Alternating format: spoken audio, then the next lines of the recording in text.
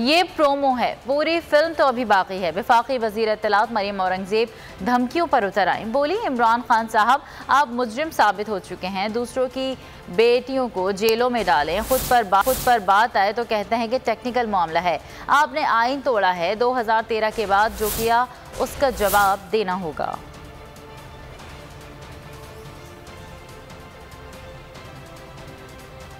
बेटियों को जेलों में डालो और अपना मुद्दा आए तो कहो टेक्निकल इशू है। Pakistan Tehreek Insaf foreign aided political party declare हो चुकी है। आप मुजरिम साबित हो चुके हैं, इसको टेक्निकलिटीज का लिबादा ओढ़ने की जरूरत नहीं है। आपके मुंह से सादिक और अमीन का मेकअप उतर चुका है इमरान खान साहब। आज से और उससे पहले जो फंडिंग आती रही उसका तो भी हिसाब आना है। ओवरसीज पाकिस्तानी है, हमारे दिल का सर का ताज है ओवरसीज पाकिस्तानी, उनको अपनी घटिया सियासत के लिए इस्तेमाल ना करें। चलाएं आरिफ नकवी का इंटरव्यू।